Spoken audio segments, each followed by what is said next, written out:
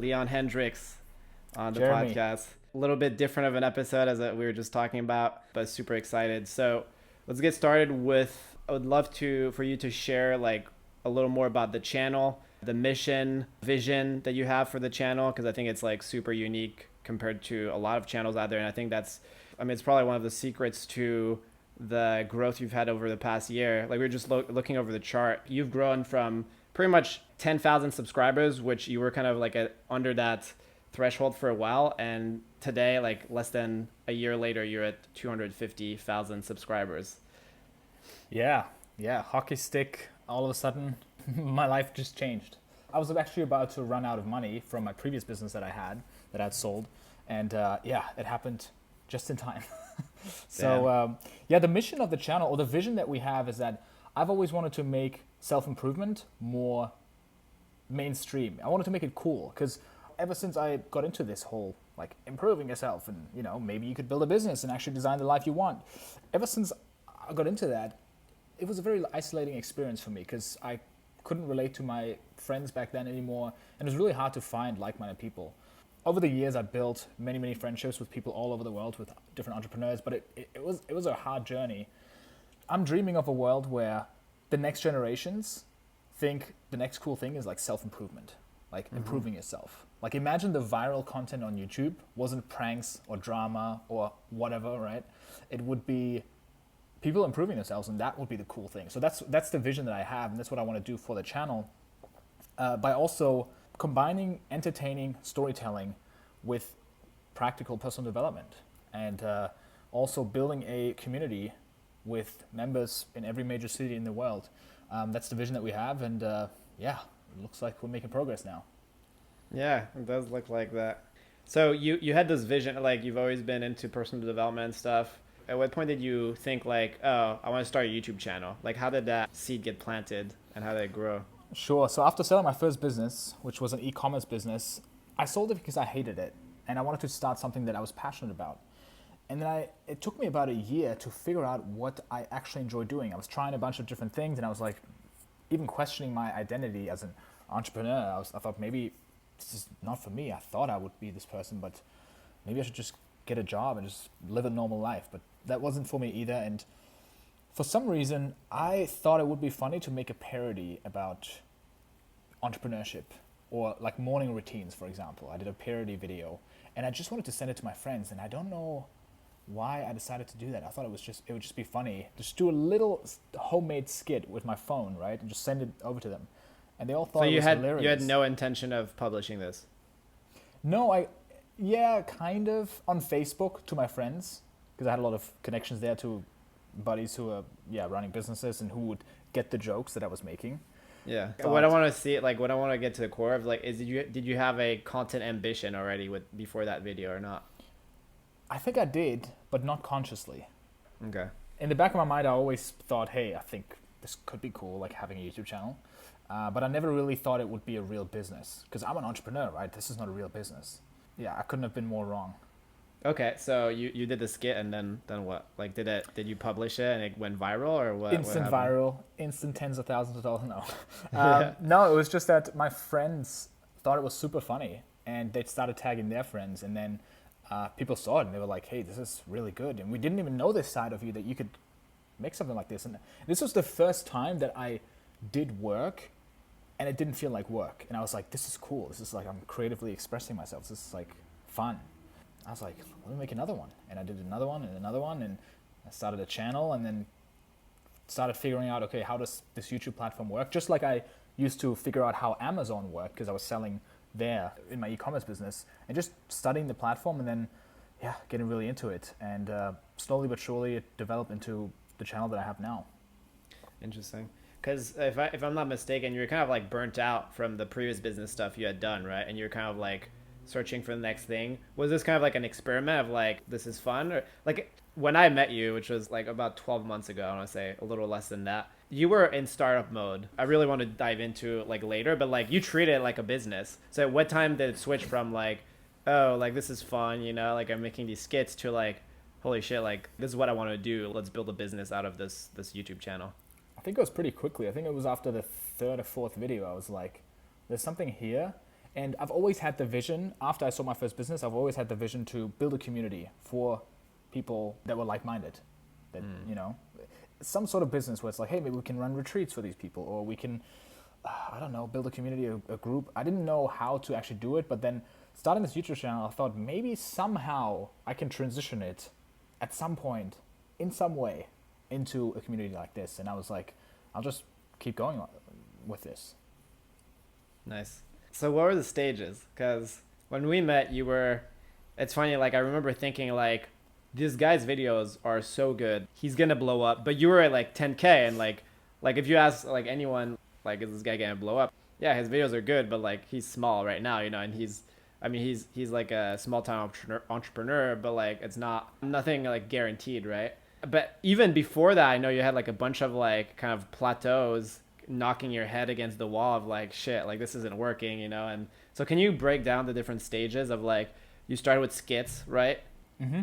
How did it evolve from there? And like, I know you had like a lot of challenges about second thoughts about like the content and like what the format should be and what's meaningful to you. And yeah. So the different stages were that I started making more skits. After a while, I felt like I wanted to do something more serious, because I didn't just want to be a clown on the internet, because they were really, really goofy. They were so goofy that I unlisted them because I don't want people to see them anymore. But people loved it, and I was always like, oh, it was kind of cringe. But after a while, I started publishing videos of like, kind of like video essays, where it's like, hey, you know, for example, talking about loneliness as an entrepreneur.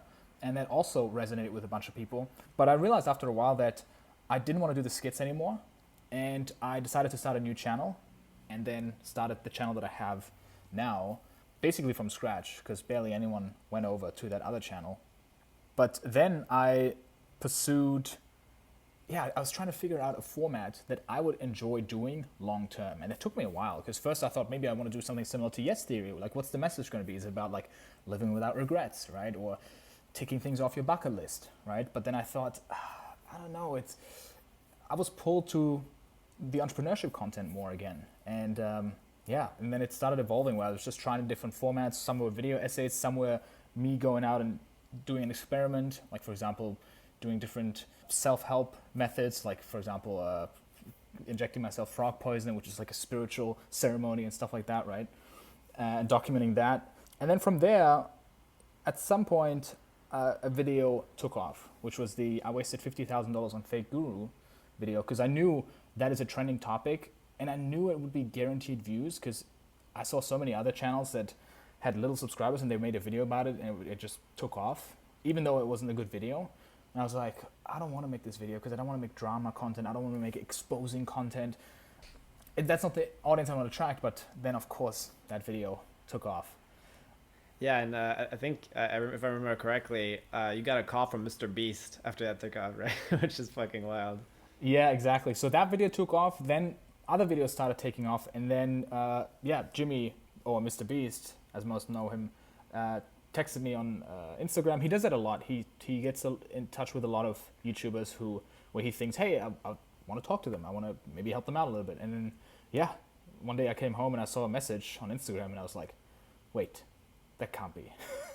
Yeah. And, called him, and we chatted for like 30 minutes, and he gave me a lot of the advice that I already had heard from him from interviews, but hearing it in person was like, okay, I have to do it now. It's like extra accountability. Like exactly. Someone's watching, yeah.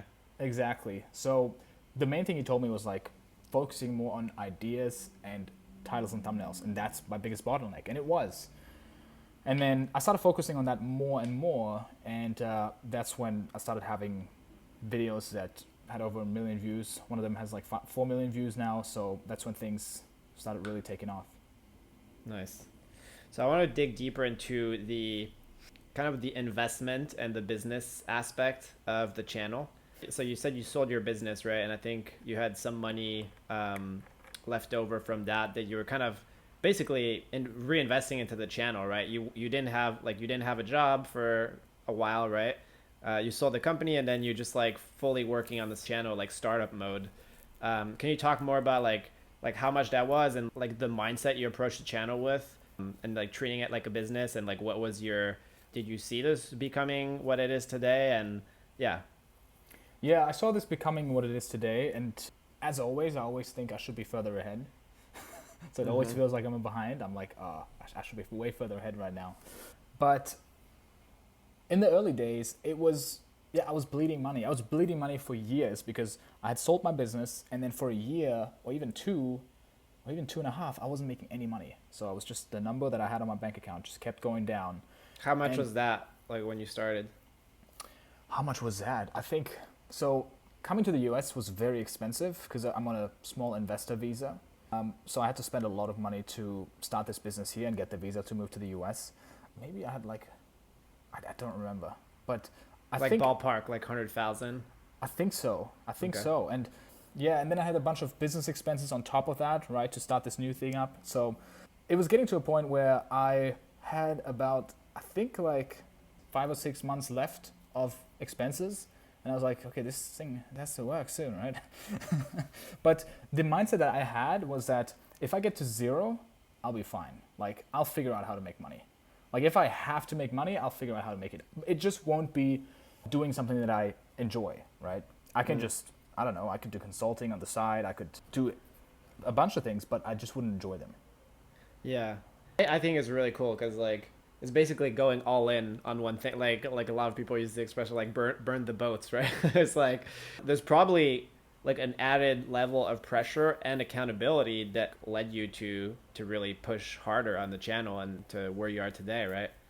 Yeah, definitely. I'm a burn the boats kind of guy. I like to do that. That's what allowed me to move to a different country without knowing anyone, or just even my first business. I went all in, so it was the only option. That's how I made it work. Yeah, I don't know if I would recommend it to anyone, but if you're young and you don't have kids, what's the worst thing that can happen? Like you go broke and then you have to get a job on the side. Like if you're smart, you can make enough money to live off of, and I think still work on your side hustle. Yeah. Yeah, I think for most people it's like just this fear, right? Even if that is true that like anyone can literally like if you have no skills, like you can go get a job in McDonald's and just like you're gonna live rough for a little bit, right? But like you're not gonna finish on the streets, right? For most people. So how much are you making with the channel right now? Like you have 250,000 subscribers. Can you break down like how much you're making like per month, and also like what does your YouTube business look like right now as far as like breaking that number down? Sure. So in February, we had a really good month because one of the videos blew up. So that's the thing about YouTube. You can have incredible months, and then you can have a couple of videos that flop, and you have a terrible month, right? So we had an incredible month, the best one ever. And that was, I think in total, that was like a bit over 30,000 in income. So that's not profit, of course, it's revenue.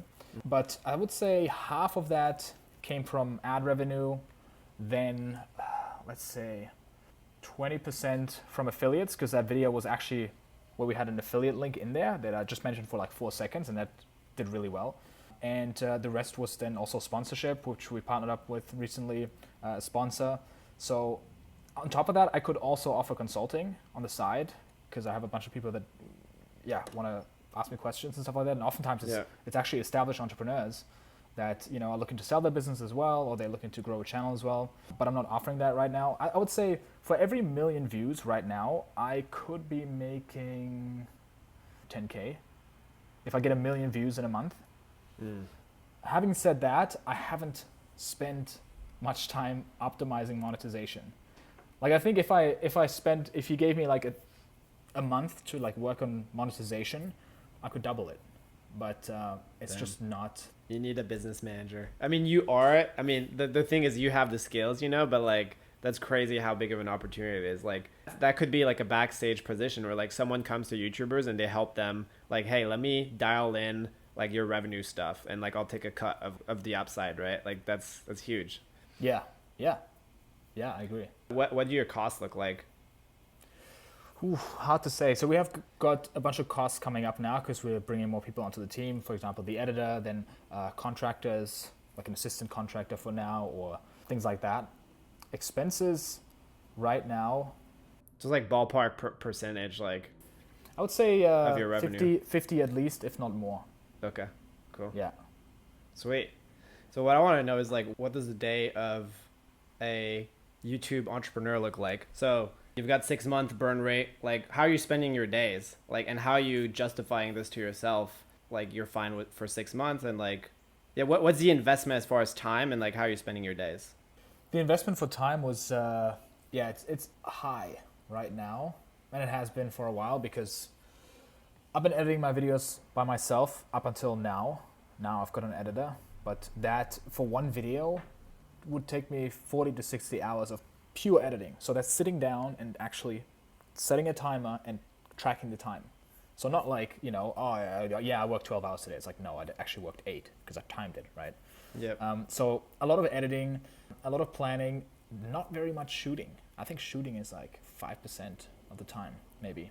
A lot of writing and a lot of scripting and planning. If it's a video essay, it's a lot of scripting. So sometimes 4 or 5 days of like 4-hour days and just obsessing over it to a point where I don't know if it's good, if it's like good to do it that way, or if I should just dial it back a little bit, look at the 80-20, like what really matters. But like sustainability.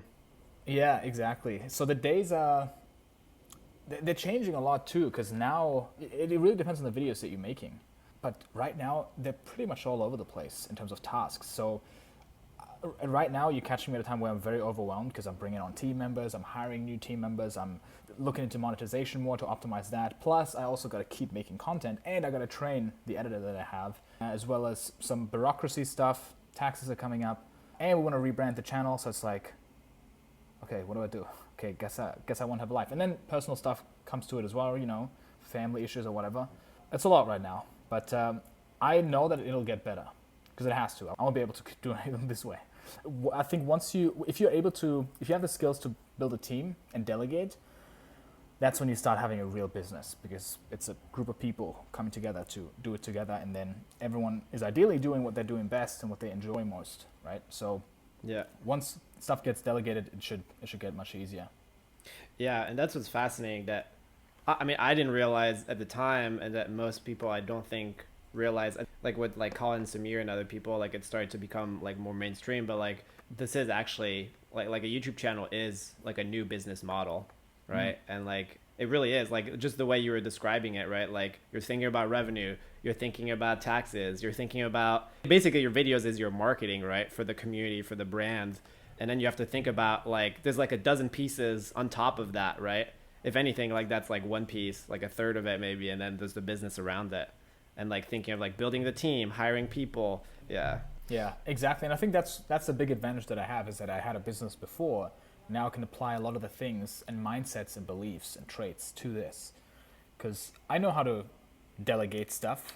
Yeah And that's a great point, because like probably most creators, like most new creators, don't have that background and probably struggle with that, right? And I think a lot of people, just from like looking at people in the same ecosystem, is like they struggle to build the business, and they're creators at heart, and then they kind of burn out because they're not able to build a team and delegate stuff and build a business, like a sustainable business around their channel, right?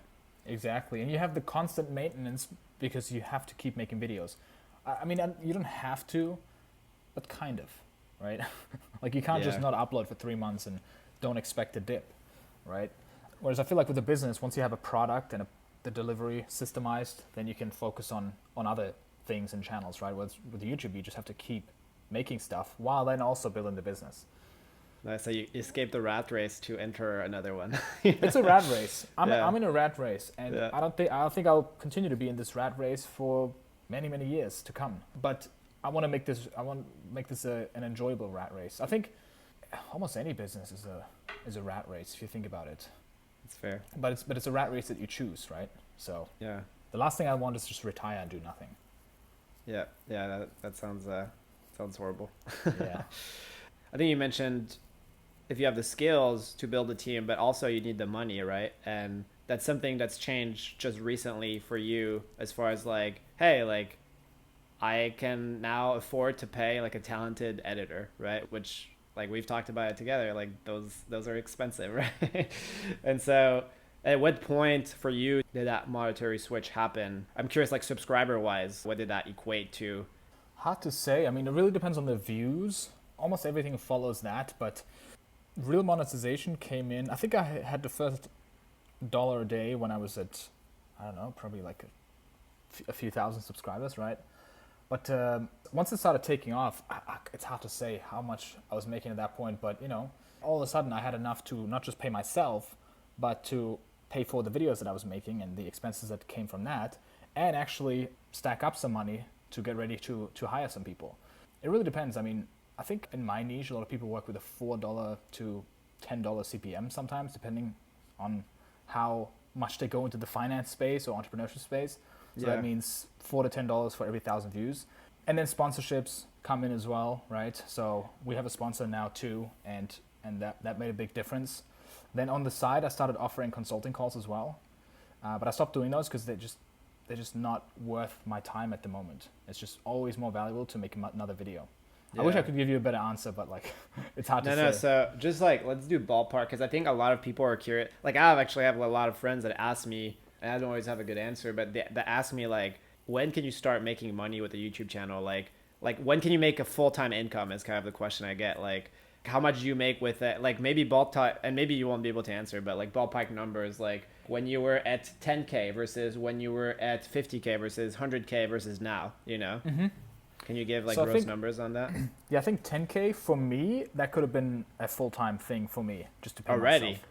I think so. If I was resourceful enough to monetize properly, yeah. Because I have a friend of mine is making 7 figures in affiliate sales with 10,000 subscribers, right? And he gets 300 to 400 views a video. It really depends on the niche and how skilled you are, because he knows how to negotiate with affiliates, how to make them a great offer, and how to sell through video. Yeah, and then at 100,000 subscribers, I think with 10,000 subscribers, you can make your first $1,000 a month, maybe. Like the average YouTuber, I would say, maybe. Yeah. In my niche, it's very hard to say. If you're a gamer, you can't, right? If you make gaming content, but 100,000 subscribers, I would say that's when you can start paying for yourself and put some money on the side, like maybe like 10K. But it really depends. It all depends. It's very hard to say. I think at 1 million subscribers, that's when that's where the ranges get even bigger. At 1 million subscribers, you could be making 30,000 a month to 300,000 a month or 500,000 a month. Like it really depends on the niche and how business skilled you are, right? It is funny like how wildly it varies depending on the niche. Basically, it really depends on who your audience ends up being. So, because it all boils down to RPM, which is kind of like equivalent of like CPM for YouTube, cost per 1,000 impressions. And that, like basically how much money your audience has and like how much they're willing to spend on different products kind of determines like how much you can make, right? Yeah, exactly. And who knows, maybe if by the end of the year we grow, like I think we could reach 1 million if we wanted to, if that's the goal. I don't know if a subscriber goal is the right goal to set, but I think it could be possible to be like, hey, we're going to grow to 1 million subscribers this year, and then we make, maybe even this year, make 7 figures in course sales if I decide to sell a course. But I don't want to. That's the thing. I think I could, but it's not something I want to get into because I don't want to. It would change the relationship with the viewer because I don't want to be an expert that sells them a course. I want to be someone like-minded who's on the same eye level, who's relatable. Yeah, you want to build like a really strong relationship with your subscriber, right? Where it's like, it's like they feel like they're getting more from you than you're taking from them. Yeah. Did you run out of money? Like, how close were you? I think it was like 15K or something like that. Okay. Which I think to a lot of people is like, oh, that's a lot of money still, but it's like. It was like 3 months for you, runway, more or less? Yeah, I think 4 or 5 months. Yeah. Gotcha. Yeah. So I wanna talk about like the opportunity that a YouTube channel is and like the opportunities that's opened up for you, because like the reason I thought of it personally of like, oh shit, like maybe it makes sense for me to start a YouTube channel, like besides the fact that it's like a great business, right? Like especially once you've scaled it, it gives you a huge amount of credibility, and it allows you to kind of, I'm just seeing like you like to come, basically you can come up to anyone, like any entrepreneur, and because you have value, which is like, hey, I can make a video with you about you, and I can get like 1 million views, 1 million eyeballs on whatever product you're trying to, like if someone's doing a book launch, someone's like selling a product, like I can get 1 million eyeballs on whatever you're trying to promote by featuring you in your story. And in that process, I'm going to build a personal relationship with you, right? Can you talk more about that? Yeah, so it's a very powerful resource that you have when you learn the skills of YouTube, because you can direct eyeballs. If you know how to make clickable titles and thumbnails and tell a good story, you can make a video blow up and you can direct eyeballs. And you control distribution, which is, look at history, it's always very powerful. I think that's how Rockefeller got so rich as well, right? I could be wrong with that, but I think that's at some point. But yeah, and the cool thing about YouTube too is that it's networking at scale. I could go to an event and network with like 100 people here at South by Southwest in Austin, or I could put out a video that would attract these people, and they watch the video, and not only are they gonna watch it, but they're also gonna feel like they kind of know me, right? And they know my face, they know what I sound like. So it's not like a podcast where you can just hear them. You know, I always thought podcast would be great because you can network with people. YouTube is even better because I can see you as well. And you're in that position of authority, right? Like there's something about you being behind the screen and people like you getting like thousands of views or like millions sometimes, right? It's like, oh shit, like it's like you've built a business, right? That's like you sold that for like a couple $100,000, which like in entrepreneurial world is like small, right? But like it gives you massive amount of credibility, which I think is a huge appeal to, I mean, this business model specifically. It just opens a lot of door, I would imagine. Yeah, and now with the content that I make, we feature entrepreneurial stories sometimes, or we hang out with an entrepreneur who has something interesting to share, and it's become a really powerful networking tool, right? Where now I could come and get in touch with some of my heroes, right? Depending on how the channel grows, or depending on how much work we put in, we could make a video with Tony Robbins, right? Or whoever else is, you know, usually hard to get in touch with, but we're like, hey, we can get a lot of eyeballs to something that you are launching or you care about, and do something with that. So, and also the nature of my audience is really exciting because we're attracting not 15-year-olds who are into Fortnite. We're attracting people who want to do something with their lives, who want to have an impact and are improving themselves, right? The doers, the ones that want to make stuff happen. So if you bring those people into one community, what can you do? Like, where can you direct attention? What are the big problems in the world that you can tackle if you know how to tell a story, and you can assemble those people and throw them that way, right? So yeah, it's influence. It's influence. Yeah. That's powerful, man. And so now going into hiring an editor, can you talk about the challenge that has been? Because it's been a couple months that you've been telling me that like you're hiring an editor, and literally we had a couple calls where you're like, this is so hard, like banging your head on the table of like I can't, you know. Why do you think it's been such a challenge? So the challenge with finding team members on YouTube is that it's such a new space. And you might say like, oh, YouTube, it's been around for, I don't know, 15, 20 years now, 15 years. But it's like, yeah, the thing is, YouTube only now is coming to the stage where creators are not just individuals, but the next stage looks like, hey, there's going to be actual companies, media companies that are running these channels. Like MrBeast isn't a dude making videos on the internet. It's a big company. I mean, depending on what you mean by big, but you know, I think they 50 have plus, right? Exactly, right? So they work with a lot of people, and this space is so new that you can't hire somebody to be like, oh, I'm looking for someone that has experience with YouTube. Because the people that have experience with YouTube, they have their own YouTube channel. Same with the editing. So the editing on YouTube is so specific that you don't just have to know how to tell a story, you also have to know how to keep them engaged. Because if you're in a movie theater, you can't just click off. You don't see videos suggested on the side, and you know, a movie doesn't have to keep people's attention, right? Whereas with YouTube, you're constantly competing, and if you lose their attention for too long and it's kind of dull for a bit, they might click off and then the video won't perform well. So learning how to do that, I think it combines copywriting with storytelling, knowing how to hook people throughout the story multiple times. That is a very hard skill to learn. It depends on what you mean by very hard, but if you take the time, like I think you can teach someone within 6 months to edit really well on YouTube. But it takes time. It takes time, and especially hiring an editor, it's an artistic profession, right? There's a lot of creativity comes into it, and a lot of subjective things. But there are rules and fundamentals and principles that you can stick to, and I'm trying to distill those and actually learn. Okay, why do I do it this way? And then pass it on to the editor. But yeah, it's a real challenge for anyone, and that's what makes it fine for me. If it was just a challenge for me, but for everyone else it would be easy, that would be a problem, right? But because it's hard for everyone, I'm like, cool, that's an obstacle that I can overcome that most people won't. Yeah, 100%. You found someone now, seems like, or you're trialing someone. What was different about him? Attitude, just that. So when it comes to skills, yeah, he has experience with editing for TV, but I knew that I would have to train them up from the beginning. Like if I found somebody who had almost no experience with editing at all, but I knew, hey, they're gonna love editing, and I'm gonna bring them up. I'm gonna teach them everything I know, and it takes me 6 months. That's cool, as long as they have the attitude and they're really hungry. So you can't really hire for attitude or what do you call it, characteristics, or you can't really hire for that and skills. You can only hire for the attitude and no skills, and teach them the skills. Nice.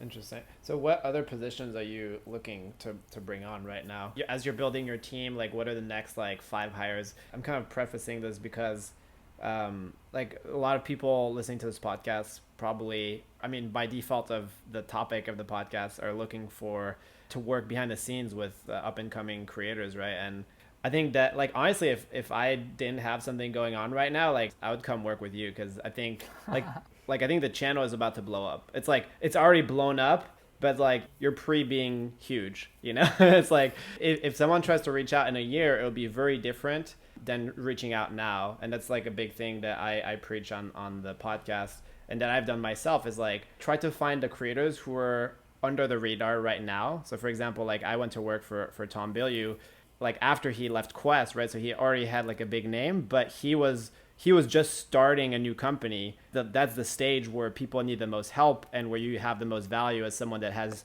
like literally like no skills, but like a huge like willingness to help, right? And to learn from that person. And so like I feel like you're at that stage right now, like content wise, where it's like you're big enough that you're like proven, but you're not at the stage yet where it's like you're not reachable, right? Oh yeah, definitely. Yeah. So the next 5 hires, 5 is, I think even with just 3, we can do a ton of damage. But casting out to 5, so who we're looking for this year is, first of all, the editor. We have that one. But even if there's an assistant editor who is fresh and wants to learn, we can always need someone else who can help our current editor free up time, right? So, and then the next thing that's most important is an assistant or producer, somebody who's especially running the logistical pieces of the content. Like if we need something for a video, actually putting that into action so we can get into production. Like for example, getting in touch with a billionaire. Like that's one thing that we did recently, and we're waiting now to get ready to shoot the video with him. Or finding a Navy SEAL to spend 3 days with and have him train us. And we need a beach with logs so we can do a workout there, an obstacle course, and a pool where we can do diving exercises, right? So things like that. I think the next thing after that is definitely a videographer, somebody who's a part of the team, not just a contractor, which we have now. So somebody who can help shoot, as well as I think the next stage for that, after that, we have a solid team for content production. The next thing might be something like a community manager, somebody that then can facilitate the platform and make sure that the community is coming together and is able to communicate with each other. And there's a barrier to entry, and it's just curated properly. After that, there's so many ideas that we have. Like I'm thinking out 10 years into the future. Like I know that YouTube is just one thing, and then the next thing that I'm looking forward to most is actually a podcast. I only want to start that once the channel is really taken off and the machine is running and it's crushing it, and then a podcast to dive deeper into certain topics and build a deeper relationship with the viewers. With that, there's a whole bunch of different positions that we need as well. So hiring is definitely the biggest challenge for everyone. Seems like you need a recruiter as well. Yeah, definitely, right? I feel like whoever can solve that problem is gonna make a lot of money. Like helping top creators recruit talented people. Yeah, I think Patty's working on it somehow. A couple of people that I've heard that are working on it, but it's a tough problem to solve. Yeah. But it's if that one is solved, like you said, that'll be a game changer. And I think that's one of the reasons why Mr. Beast is number 1 currently. It's one of the reasons that nobody talks about. It's that he has been able to partner up with a CEO, and I think he even has multiple CEOs for his different teams that run the channels for him and also help hire the best people possible, right? So cracking the talent game, mastering that game, that is, I think that's where things are moving now. Yeah, 100%. And how are you making it interesting for people to join? Because I know you're doing some cool stuff, and you really want, like, especially early on, you want to bring on like partners almost. It seems like in the business, right? Can you talk more about that? Yeah. So what I need to think about as somebody wanting to attract these people is that they can work anywhere they want. I need to make them such an irresistible offer that they want to come work with me, right? So that got me thinking, how can I create a place where they want to work, right? And one of the things is that we want to rebrand the channel from just my name into a community name and have multiple people in front of the camera, because I don't want it to be just about me. I want it to be about a group of people that are coming together to make cool stuff.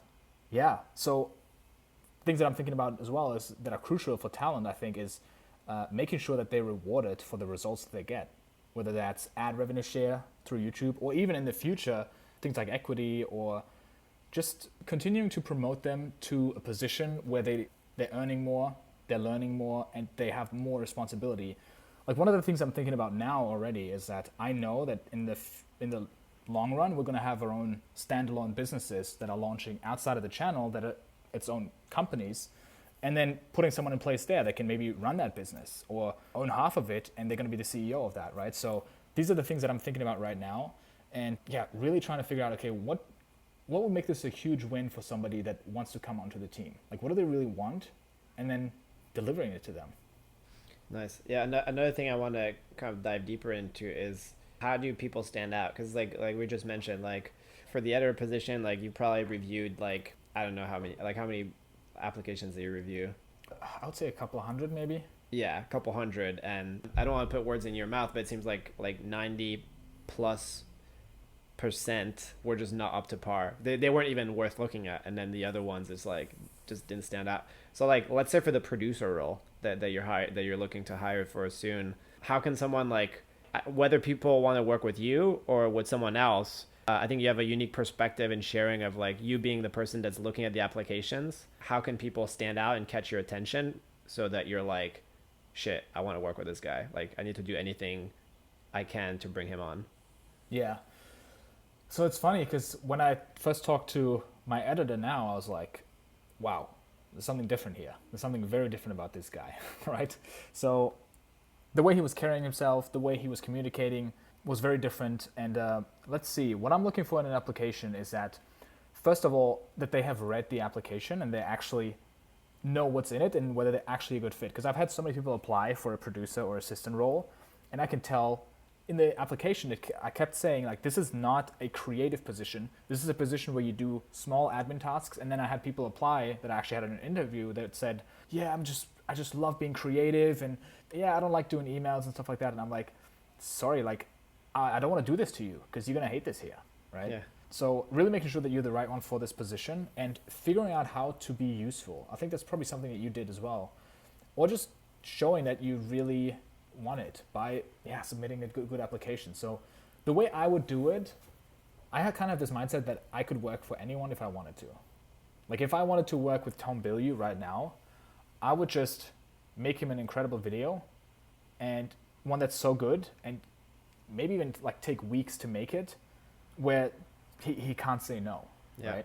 And it's not like that I'm expecting that from people, because it doesn't even take that much for somebody like me to be impressed, right? Like, if you communicate concisely and you get to the point and you actually know what I'm looking for and you just deliver that, that's all I'm asking for. But most of the bad applications, it seems like they didn't even try, like they didn't even read it properly. So yeah, one thing, like, and it's kind of maybe controversial, but like putting all your eggs in one basket, I feel like is a good approach, because I feel like a lot of the times, like, people are applying to like a dozen jobs, right? And I feel like you're just spreading their energy towards those dozen jobs, versus for me, what I've always done and what I feel like is the best way to approach this, like if you want to work behind the scenes with like an entrepreneur creator, is like pick like one or two people that you're really excited to work with, and like you said, literally spend weeks on your application, like the title of that book, like, so good they can't ignore you, right? That's it. It's like literally like everyone is spending like max like 1 or 2 hours, right? Imagine what it would look like if you spent like 2 weeks on the application. How much more is that going to stand out than like the 100 other applications it's going to get? Like that's literally all you have to do. Like once you've stood out that way,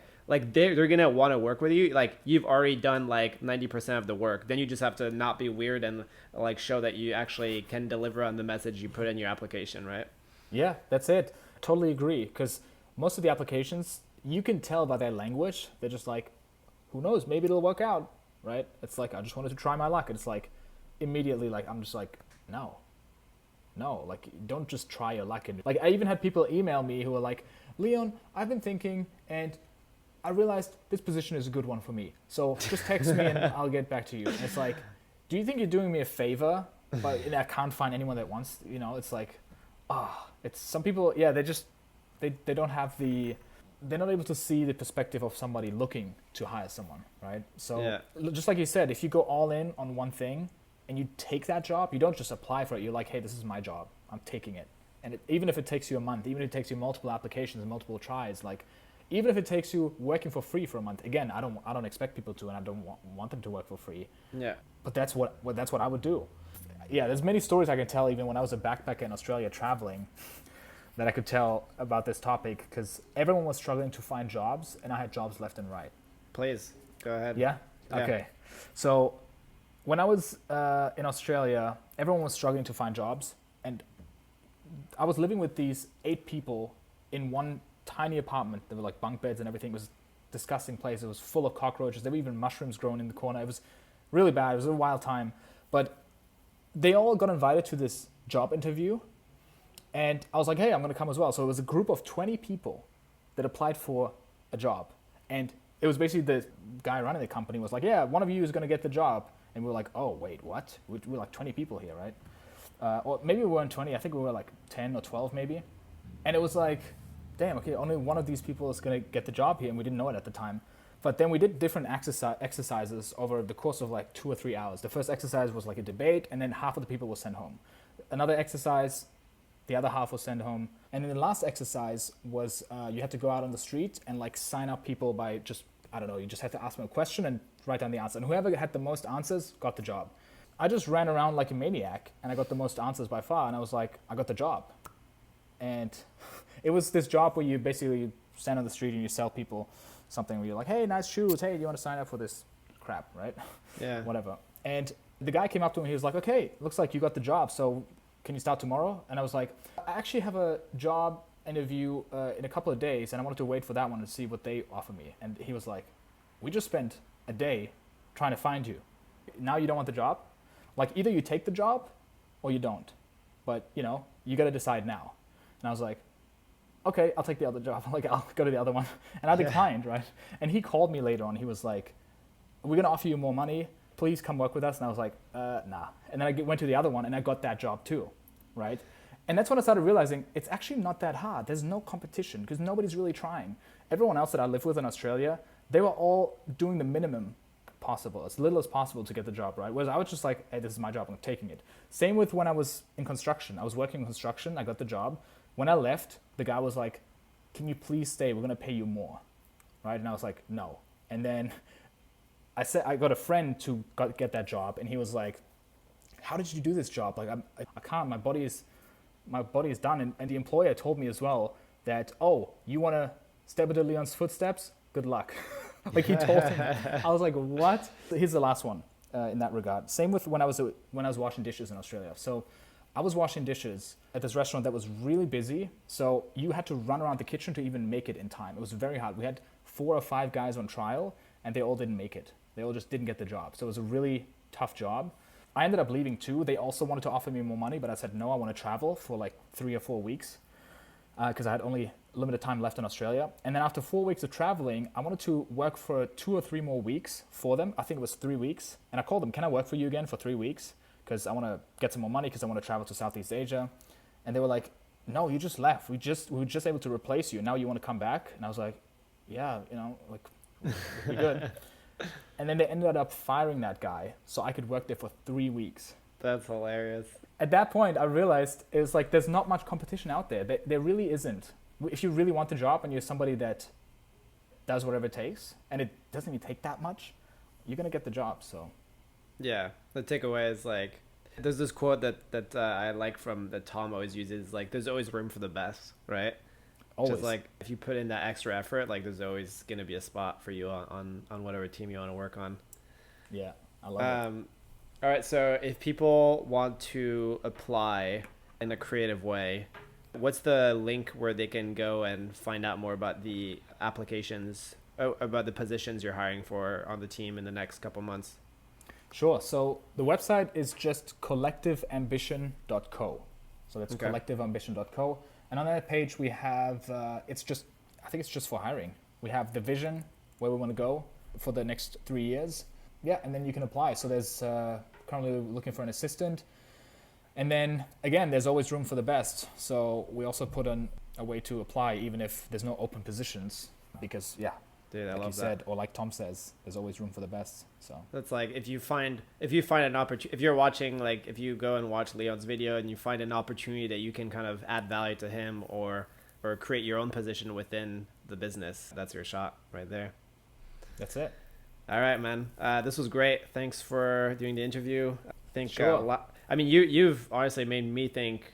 We've talked about this. Like, it's not a YouTube channel doesn't feel right for me right now, but like I've more and more as I'm in this space, I look at like YouTube as a business and how good of a business model it is, right? Like we've talked about a lot of like building the audience before the product, right? Versus like most businesses build the product before the audience. And I just think it's like a beautiful thing to be able to build that community, to build that brand, and then be able to create a business around that. So hopefully we've inspired a couple people with this chat. Yeah, that'd be awesome. Thanks for having me. All right, peace. There you have it. I hope you got something out of this interview. I'm really trying to make this as valuable as possible to you. So if you have any feedback on how I can make this better, or if you have any questions for me personally, I'll get back to you. Reach out to me on Instagram. My handle is @JeremyJohnMary. You can also comment if you're watching on YouTube. You can just comment below. All right, thanks for listening and have an epic week.